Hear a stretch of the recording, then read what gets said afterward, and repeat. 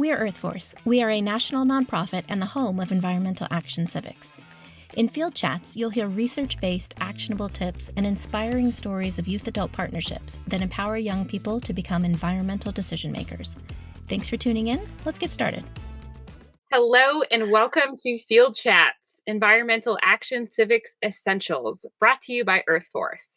Today, we're talking about how to help young people celebrate their civic action projects and share their work with their peers and community.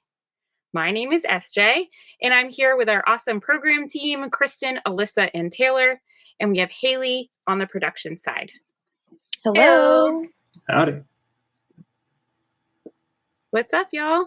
Great to be here today, and Alyssa, I think you're gonna kick us off. One idea of a way to celebrate is ask young people how they want to share their work. So oftentimes when we're working with youth and doing these projects, we may already have things in mind, and just a reminder from the start that it's really important to hear their voice, and they might surprise you with what they decide and where they might want to share and celebrate their work.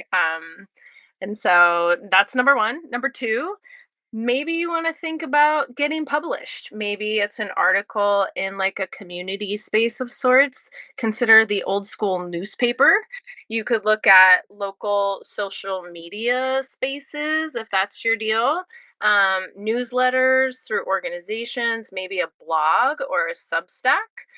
You could also look at applying for awards, like perhaps like a presidential award or something. Some of those also give you some funding to go ahead and complete the actions and such, or some more funding. And you could also send your stories of action to EarthForce, and we would love to share them out with our world and our people, share them on social media or elsewhere. We'd love to collect those stories. So I think we've got a few more additions. Taylor, do you want to talk to us a little bit about events and such? Yes. So you have your aspects of publishing that work out so people can take that in, but then also getting involved in some events, either at the local or regional level. So tapping into an existing event would be really great. For example, EarthForce's EAC Week. It's coming up here very soon, the end of April. That's a space where we really highlight and celebrate student work. Maybe within your school, you might have a peer showcase of some kind or a hall of fame that goes on. Morning announcements are a really good place to do that. And you could do a series of those about what you've been doing with your students or what your students have been doing in their community. Also, kind of getting into some meetings. So there's maybe some school events or PTO meetings.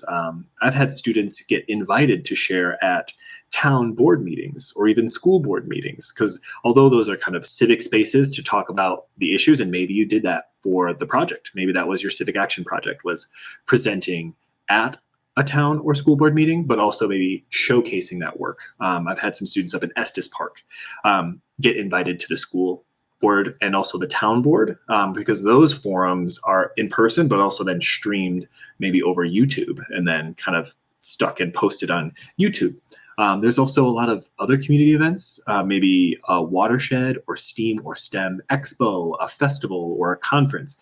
This is kind of a way for students to get in front of other people of all kinds of folks, maybe more resource professionals, to talk about what they could continue to do. Like, oh, that's a lovely project. Here's something more we could do with that. Also, we have youth climate summits. We have a piloted one, the first inaugural Colorado Youth Climate Summit happening here in Colorado. And there are some spaces there, very much so emphasizing, student-led elements. So students invited to come share current work that they've done to hopefully empower others to get involved.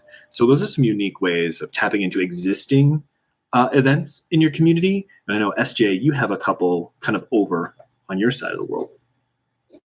Yeah, Taylor, that was great to share those examples. I think sometimes we think we need to host our own thing, and a lot of the times it makes sense to plug into what's already going on. Environmental Action Civics is a new and growing field, so you can't just Google EAC, showcase and go to it. Maybe down the road, that would be great. But so plugging into whether they are, STEAM festivals or science fairs, I even have some folks who I work with who do Envirothon, and then we work with them to include an environmental action piece of that, component of that, and then we celebrate with them. So think of it as a way to kind of elevate what's already happening in your community and show them like really what community action looks like, what civic action can look like. One of these examples in South Central PA where I was living is well, actually, this is all across Pennsylvania. It's called Remake Learning, and it is like a STEAM festival. There is grant funding associated with that for a couple $1,000s as well. And I think it's a great, opportunity to think about, okay, we're going to get kids outside and we're going to tap trees and eat maple syrup. Well, how could we also include environmental action component of that existing festival, where already there's going to be a bunch of community partners, the space is already reserved, and there's going to be young people, there's going to be, intergenerational happenings happening, and it's going to be fun. So I think that is a big takeaway we would like for you to have here. And then I want to just put some questions in your court to think about, what are some local and or regional action showcases that you can plug into. At Earthforce, we are so happy to be a thought partner and help you think through those opportunities. We have a list. I just saw a beautiful list we're going to share in the show notes here of some opportunities for you to apply for some mini grants to get funding for these showcases. And then thinking about how can you, like I said, how can you elevate what you're already doing or what your school, your community is already doing, even if that is a PTA, right? Or, another neighborhood committee that's already meeting, or town hall. Just how can you go and showcase there and bring some fun and flavor, right? And then I was just thinking about like, who do you want to be included is a really big piece of this, and making sure that you're planning the event or plugging into an event where the community that you want to be there is there. And sometimes that means going to them, right? So I'm going to pass it off to Kristen to share some more information. Yeah, SJ, you had mentioned intergenerational happening. That fits in so well to the example that I'm going to share, which is sharing forward and teaching others. I feel like I say this all the time, and I know it's an established piece of knowledge that when you teach others, it is such a good way to reflect on your own learning and like learn that even deeper. So by sharing forward and teaching younger students even within the same school is another good way to reflect and celebrate on what you've done. There's an example of this that is coming out of our RISE program in Utah of some sixth graders who are creating natural hazard go bags for their community. And so after they're done doing that, what they're going to do is teach the third graders about their project, about the bags, about the risk, resilience, and action that all went into their project. And they're doing that through some illustrated PSAs, which when I heard that, I was like, oh, they're making zines. An illustrated PSA, they're making zines. This is great. And that was from sixth graders to third graders, just within the same school building, that they wanted to share that knowledge down to the younger grades. And that could go any other way of peer-to-peer learning, whether it is in the same school to cohorts at another school to anybody else out in the community.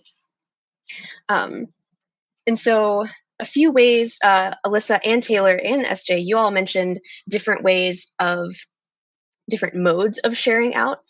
Some things that we've talked about are creating a video showcase to show your process and share it out to your community, whoever that might be, allowing your students to write an announcement to put over the PA in the morning, or creating visuals and really letting students like take the wheel on that creative expression to share out what they've done and share those off in either your own social spaces or official channels.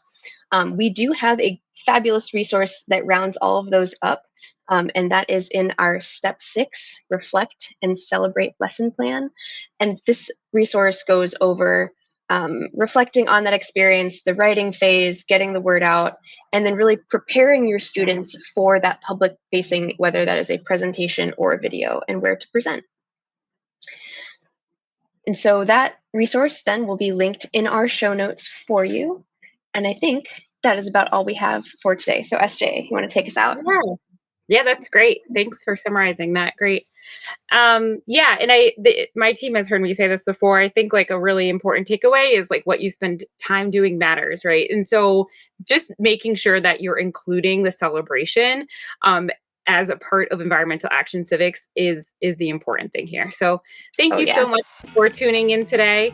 As always, let us know what you think over at earthforce.org/podcast. And don't forget to rate and review us on Apple Podcasts and Spotify. Bye.